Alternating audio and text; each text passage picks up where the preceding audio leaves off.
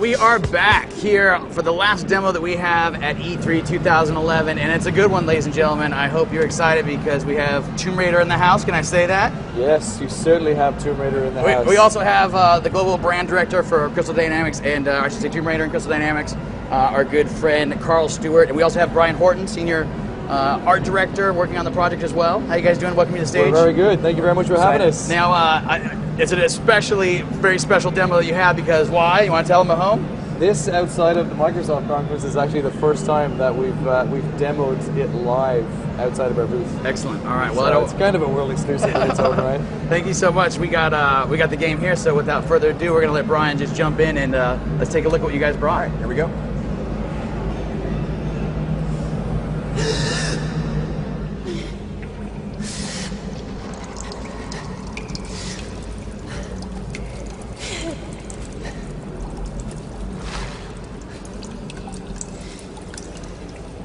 Oh, gotta get out of this.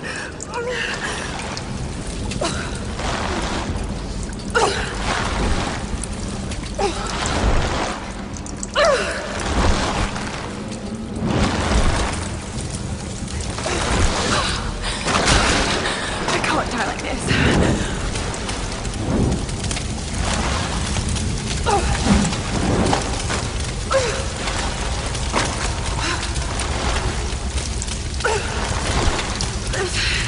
It's gonna hurt.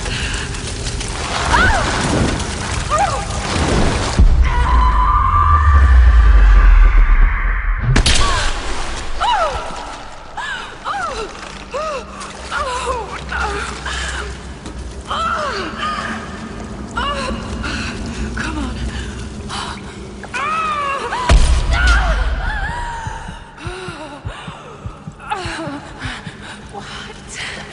What is this place?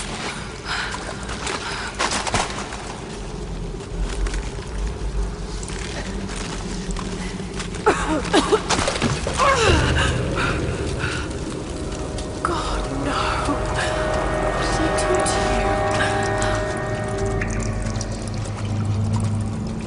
I've got to get out of here. The torch.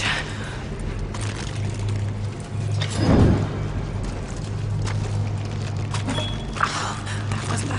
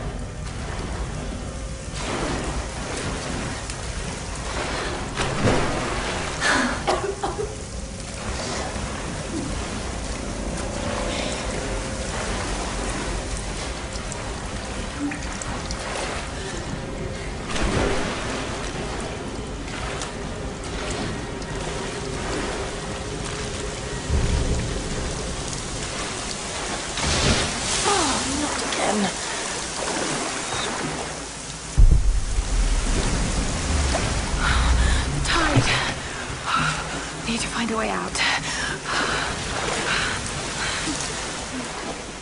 More fire.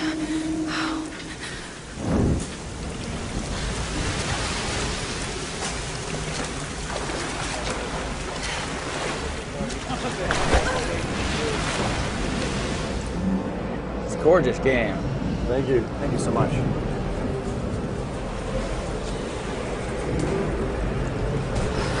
What kind of contraption is this?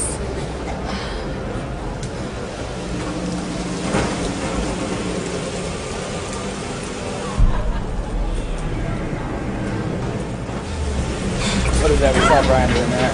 So basically, survival instinct. It's a way to teach the player all the way through about sort of touch points in the world, things that you learn. It's about character growth. So that's smart, resourceful Lara. The sort of the pillars of the game is kind of you becoming the forged hero that we want you to be as Lara Croft. You have to grow into that and understand how the world operates. And the section that you're showing us right here, how far into the game would you say this This is actually the opening. Oh, this is the the opening of the game. This is the first sort of challenge that you put through to try and survive this situation.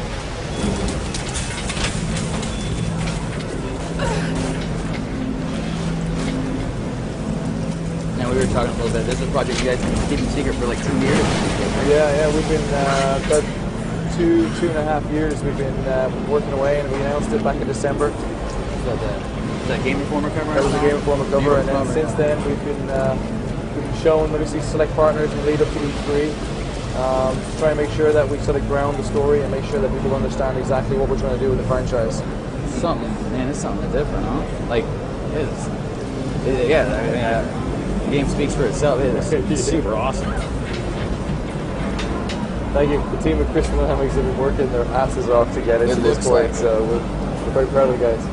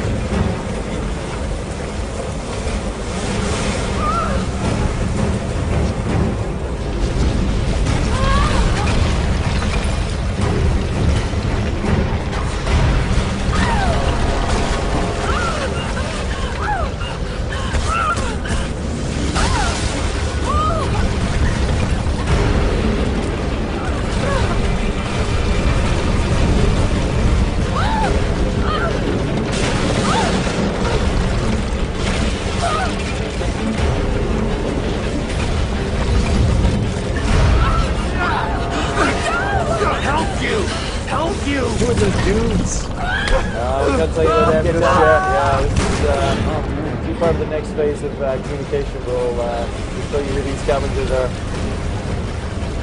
It's all about Lara right now.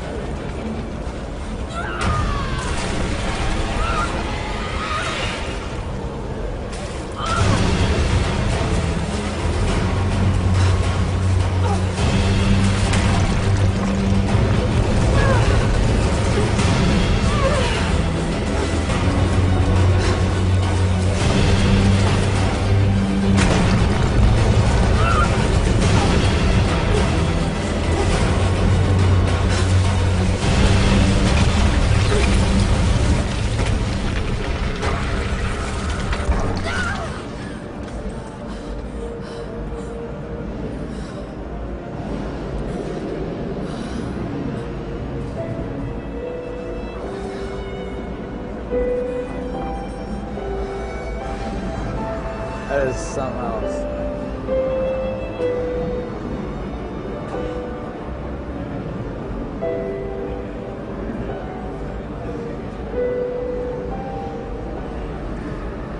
And there you have it, huh? Wow, that is super awesome. I hope you guys get here. People are clapping out here at the booth. So, yeah, that is something else. Now, before I let you guys go, I got some audience folks in our audience would probably like to ask you a couple questions. Before we get to that, I've got a couple of my own. Yes, far away. Obviously, the Tomb Raider series had kind of like, been where it had been in for a while, and then we'd seen it like when you guys talked about doing this and taking this in a slightly different direction with all the, with all the crazy stuff you guys are doing. What did people say when you told them that you wanted to do it? I think everybody knew that when we finished Underworld, it was time to sort of review Tomb Raider, see where it was going to go in the future. I think when Daryl and the team at Crystal all got together, we decided it's time to reimagine Lara Croft and bring Tomb Raider for the ages. In a way, kind of make it real for us. Tomb Raider had been gotten a bit stale, so Everybody loved it. Everybody accepted it. It was definitely the direction to go in. So They just really wanted the gaming audience to really care for Lara again. She's an icon. We feel like the way we approached her, making her younger, more vulnerable, and giving her some room to grow is going to make a big difference, and we're really excited about launching that version of Lara to the world. With what you guys had started planning before you started building this some 2 years ago or whatever, and seeing it here today, it's like how close to the original vision. It seems like it's neat. everything changes. You start with some great ideas, some vision, then you start to tailor that. So I would say over that period of time, it's changed very little. There's maybe a couple of things that have been taken out, which just with things that make sense. Every developer goes through that process where you just feel like it kind of dilutes the experience you're trying to unfold. So we're not too far from the reimagining that we imagined back then. All right, so we're going to take a crack at some of these questions from the audience, if you don't mind. And I know you guys aren't shared a whole lot yet. All you said is like mostly about Lara, so by all means, tell me what you can and let me know what you can't. So for Hard Launch from Houston wants to know, will there be open environments we can explore? So obviously the stuff we see here, it's pretty straightforward, kind of where you're going. Do we get to areas that we're going to look through? Yeah, we've been shown behind closed doors, one of our new hub areas. One of our goals is to create these sort of non-linear spaces, and with our new sort of dynamics about how Lara can move around these spaces, it allows you to feel like you're actually being an adventurer that Lara Croft should be. So these spaces are critical to the game, critical to the story. They'll be placed all around the island, and they're kind of a big change for the franchise. In the past, we've been very linear. We've been very sort of binary, jumping from ledge to ledge. Now the system we put in place allows you to have freedom of control to move around and really explore. Fantastic. One of the keys to Lara's adventures in the past, obviously, have been dual wielding sometimes pistols. Chris Strebler out of Charlotte, North Carolina, wants to know how do you guys basically handle the combat scheme in the new Tomb Raider? So it's a bit early for us to be showing combat because obviously we're trying to introduce this character arc, this young girl who's landed on this island and had to deal with her first situation, and it would kind of extract you from the situation to say, here's a gun, go fight. So I think that will all come. There's a time and place for it, but we're being extremely competitive when it comes to combat for Tomb Raider. And before I let you go, I'm going to ask you a couple more questions here. From Finland, we got somebody asking about the different platforms you guys are going to release it on. Obviously, we've seen it on the Xbox 360 right here. What else you guys got cooking? We're going to have PlayStation 3 and Xbox 360, PS3. Yeah, they're the three main ones. The three main ones. The QuickTime events, Drummer out of Wisconsin wants to know, are there a lot of QuickTime events? Are there any RPG elements we see her progress in terms of her abilities and everything as you go through the game? Yeah, character progression has a lot. It's one of our big goals on the project. So just because we're telling an origin story and Lara doesn't have all the skills she needs, to be the true hardened survivor, she's going to learn and grow, and these sort of RPG elements are going to be incorporated. But as far as weapon progression, we really wanted to start her off with nothing and have her survive just from her wits and her inner strength. And the first little bit there was kind of a rough time for her. Yeah, it certainly was. And I would say that what you see at this early stage in terms of QuickTime events, that's no indication as to the amount or the level of them throughout the entire game. I got you. Obviously, this is a first look. We're fall 2012, so we're a bit of ways away. Yeah, you guys got some time. Yes, we certainly do. I'm totally going to let you guys off the hook at this point because these questions are they go on forever.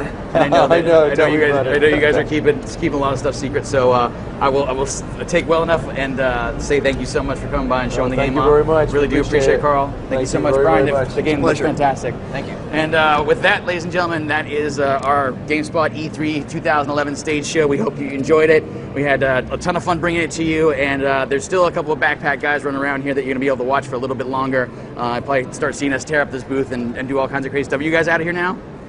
We have maybe 5 or 6 things left to do. We're on our 9 o'clock flight back to San Francisco. Excellent. Well, I will let you guys get started on it. Again, thanks you all for watching. We'll see you next time here at GameSpot.